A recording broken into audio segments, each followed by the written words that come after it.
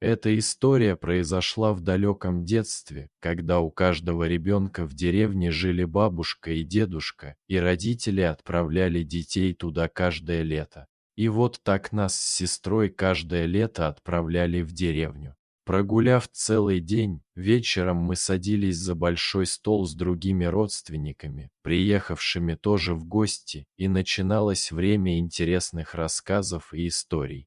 И вот дедушка решил рассказать историю, которую раньше мы не слышали. По молодости дед работал егерем. Он очень любил свою работу и выполнял ее с особым усердием, и поэтому с ним всегда происходили истории. Но это запомнилось ему на всю жизнь, потому что это было на грани жизни и смерти. При обходе территории он всегда с собой носил мешок, в котором лежал кусочек хлеба, сала, а также топорик и веревка. Всякое может случиться в лесу. И, конечно, он, как егерь, обязан был носить с собой ружье. Недавно была пурга, и все его тропинки замело, но он все равно знал, куда идти. Можно сказать, что он знал в лесу каждое дерево. Отправился он с утра и покатился на своих лыжах. Смотрел, проверял и вдруг услышал тихий жалобный вой. Он остановился и прислушался. Откуда это могло доноситься? Ведь зимой всю местность хорошо видно, а тут никого рядом нет. Он пошел на этот звук. Дед увидел наваленные ветки деревьев. Откуда они могли тут взяться? Он решил подойти поближе и осмотреть, взяв в руки ружье, ведь вой был явно волчий. Он подошел ближе и увидел, что это была яма, прикрытая ветками, и оттуда доносился жалобный вой. Тогда он снял лыжи и решил подойти еще ближе. Он аккуратно подошел, постарался оттащить ветки, и оказалось, что там была выкопана яма, явно еще с лета.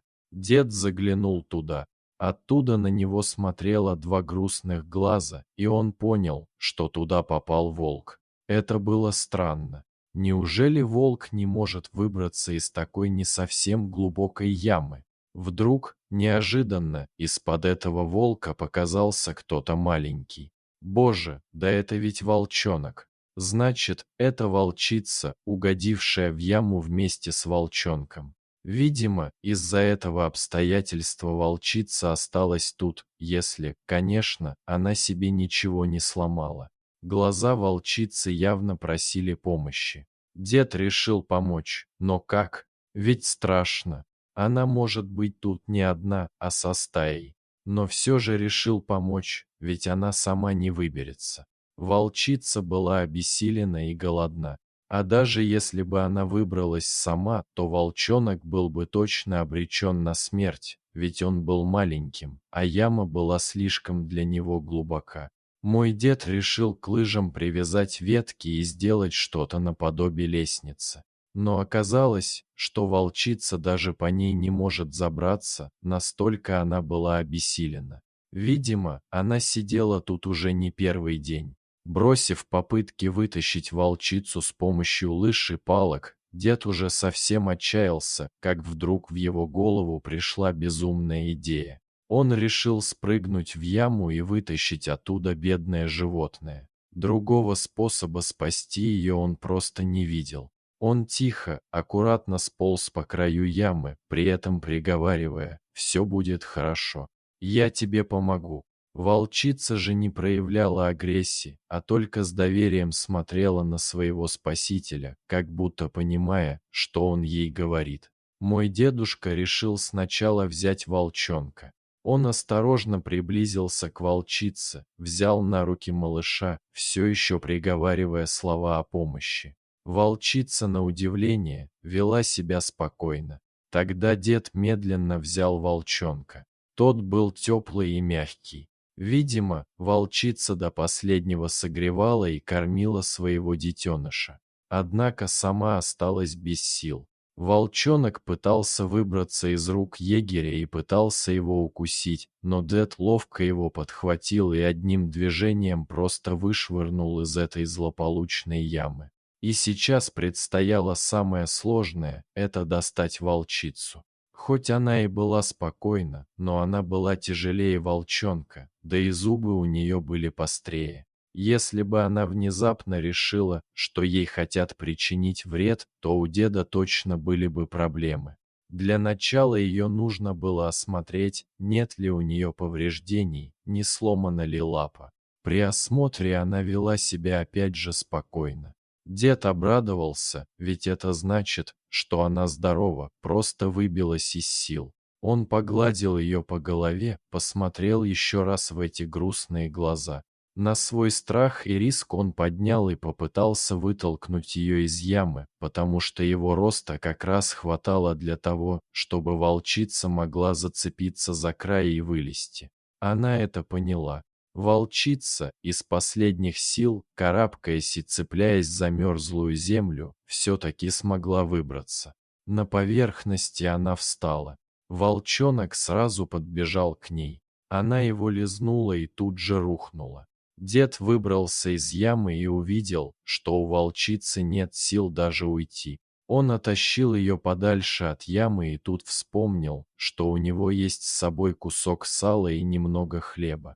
Он вытащил все это из своего мешка и протянул хищнику. Волчица принюхалась. Сначала она не проявляла внимания к еде, но затем принюхалась и потянулась к ладошке егеря и с жадностью съела все сало и хлеб, не оставив и крошки. Тут дед засобирался. Он достал лыжи, отвязал ветки и тут понял, что яму нужно как-то закрыть. Но уже темнело, и он решил, что сделает это завтра, ведь не может же за ночь туда опять кто-нибудь угодить. Одевая лыжи и уже собираясь в путь, дед почувствовал что-то неладное. Он поднял глаза и увидел, что перед ним стоит целая стая волков. Видимо, они были рядом все время, но почему-то пропустили его к этой яме. Дед испугался, он не знал, что и делать. Ведь одно дело, когда ты один на один с обессиленным зверем, и другое дело, когда перед тобой стоит целая стая. Внезапно волки расступились, и он понял, что они его пропускают. Дед встал на лыжи и быстро прошел через них. Позже он решил обернуться и увидел удивительную картину. К обессиленной волчице подходили ее сородичи. Они подходили и ложились к ней, видимо, чтобы согреть. У некоторых в зубах была добыча, которую они положили перед волчицей. В конечном итоге все улеглись вокруг нее. Им необходимо было дождаться, пока она согреется и придет в себя, чтобы они могли двигаться дальше. Только придя домой, мой дедушка понял, в какой опасности он был. После всей этой истории дедушка приболел, неделю он отлеживался дома, бабушка поила его отварами, которые поставили его на ноги. После этого случая прошел год. Стояло лето, он шел по лесу и увидел капканы, причем на медведя. Дед решил подкараулить, чтобы поймать браконьеров, потому что сезон охоты еще не был открыт. Так он прождал целую ночь, но никто так и не пришел. И только он засобирался домой, как услышал разговор и увидел троих пришлых мужичков, они явно были не деревенские. Они шли за капканами и хотели их переставить на другое место. Дед вышел из своего укрытия и представился по должности. Но мужики решили не сдаваться и направили ружья на деда. И не успели они даже слова сказать, как в их руки вцепились волки. Браконьеры закричали от боли, но волки только сильнее сдавливали их. Выстрелы прозвучали, но дед успел отскочить. Волки отпустили мужиков и отошли, наблюдая за тем, что же будет делать дед. Тот собрал ружья, помог перевязать раны и повел этих мужиков в деревню. Волки провожали их до самого края леса. Уходя, дед обернулся, и только сейчас он понял, что на него смотрит та самая волчица. Возможно, она была вожаком и привела свою стаю на помощь своему спасителю. Дослушивали мы дедушкину историю, открыв рты. Мы всегда знали, что волки добрые животные, но мы и догадаться даже не могли, что благодаря этим умным животным жив наш дедушка. Дорогие зрители, если вам понравилось это видео, то ставьте лайк и подписывайтесь на наш канал. До свидания.